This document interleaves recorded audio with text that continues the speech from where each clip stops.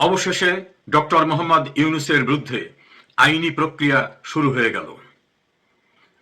হামের প্রতিষেধক টিকা আমদানি না করা এবং চিকিৎসা ব্যবস্থায় ভয়াবহ গাফিলতির কারণে বাংলাদেশে যে নিষ্পাপ শিশুদের মর্মান্তিক মৃত্যু হয়েছে সে বিষয়ে কেন ইনকোয়ারি কমিশন গঠন করতে বলা হবে না তার কারণ দর্শাতে হাইকোর্ট বিভাগ সরকারের প্রতি রুলনীতি জারি করেছে।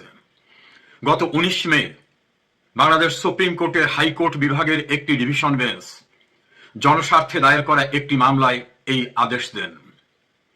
সুপ্রিম কোর্টের আইনজীবী ব্যারিস্টার মোহাম্মদ আশরাফুল ইসলামের জনস্বার্থে দায়ের করা এই রিট পিটিশনটি আদালতে উপস্থাপন করেন সুপ্রিম কোর্টের সিনিয়র আইনজীবী সৈয়দ মামুন মাহবুব। সরকারের পক্ষে অর্থাৎ রাষ্ট্রের পক্ষে অ্যাটর্নি জেনারেল এবং তার টিম এই মামলায় প্রাথমিক শুনানিতে অংশগ্রহণ করেন।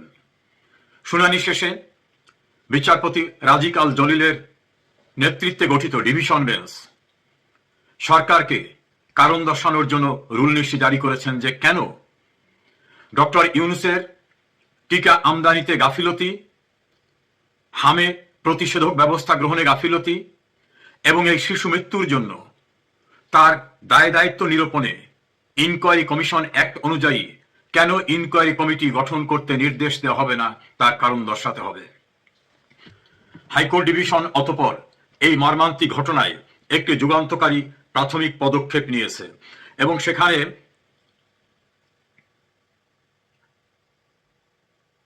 আগামী 4 সপ্তাহের মধ্যে অর্থাৎ 19 মে হাইকোর্টের এই আদেশের কপি যথাযথভাবে পৌঁছানোর পরে 4 সপ্তাহের ভিতরে সরকারকে কারণ দর্শাতে বলা হয়েছে। একথা অনস্বীকার্য যে বাংলাদেশের ইতিহাসে টিকা সংক্রান্ত গাফিলতির কারণে হামে এমন নির্মম মৃত্যুর ঘটনা কোনোদিন ঘটেনি। এটা হয়েছে নজিরবিহীন। বাংলাদেশে অপরিচিত, অজ্ঞাত, সারা দুনিয়া কাঁপানো করোনা ভাইরাস প্রতিষেধকের জন্য, প্রতিরোধ করার জন্য তৎকালীন প্রধানমন্ত্রী করোনার ঔষধ উৎপাদন হওয়ার পূর্বেই প্রস্তুতি নিয়েছিলেন এবং যারা গবেষণায় রত ছিলেন ঔষধ উৎপাদনের তাদেরকে আগাম বুকিং দিয়ে রেখেছিলেন। করোনার ভ্যাকসিন সফলতার সঙ্গে উৎপাদন হওয়ার সঙ্গে সঙ্গেই বাংলাদেশে আনা হয়। 10,000 কোটি টাকা প্রাথমিকভাবে রিজার্ভ রাখা হয়।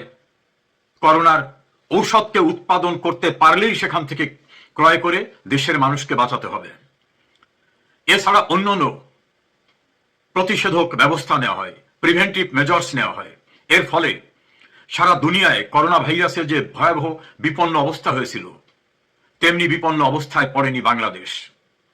আর হামের প্রতিষেধক টিকা এবং অপরাপর চিকিৎসার কারণে বাংলাদেশের মানুষ ভুলেই গিয়েছিল যে হাম নামে কোনো রোগ হতে পারে শিশুদের।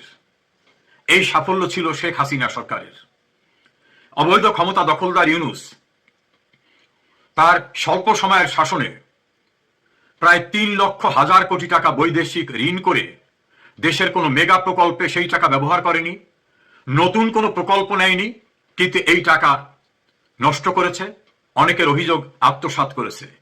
চিকিৎসার মতো সাংবিধানিক অধিকার এবং শিশুদের এই ভয়ঙ্কর পরিস্থিতির থেকে রক্ষা করার জন্য যে সরকারের পদক্ষেপ নেওয়ার প্রয়োজন ছিল সেটাও সে নেয়নি। যদিও ম্যাজিস্ট্রেট আদালতে একজন সংসদ সদস্য এবং জনস্বার্থে আরেকজনের দায়ের করা ফৌজদারি মামলা প্রাথমিকভাবে খারিজ করা হয়েছে, কিন্তু সেটাই শেষ নয়। ইউনূসের বিরুদ্ধে তদন্ত হবে এবং তিনি এবং তার স্বাস্থ্য উপদেষ্টা নূরজাহান বা অন্য যারা জড়িত তারা পরিত্রাণ পাবেন না। সংশ্লিষ্ট মহলের আশাবাদ ডক্টর ইউনূসের হাজারো অপরাধ এবং দুর্নীতির একটি গুরুত্বপূর্ণ ছিল তিনি ভোগ বিলাসে, দুর্নীতিতে, নিজের স্বার্থে ব্যস্ত থাকা অবস্থায় নিষ্পাপ শিশুদের নির্মম মৃত্যুর দিকে ঠেলে দেওয়া, যা কার্যত তাদেরকে হত্যা করার শামিল এই অপরাধটি। হাইকোর্ট বিভাগ যথাযথ ব্যবস্থা নিয়েছে।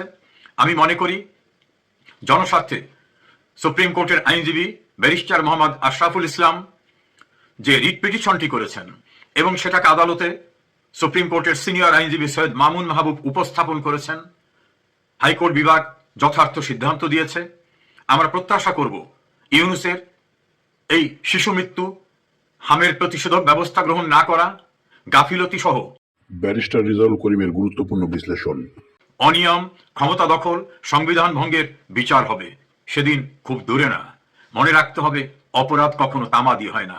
ইউনূস আইনের ঊর্ধ্বে না। বাংলাদেশের সর্বোচ্চ আইন সংবিধান, সেখানে বলা হয়েছে কেউই এই আইনের ঊর্ধ্বে না, এবং আইনের আওতায় ইউনূস সহ যারা অপরাধী তাদের আসতেই হবে।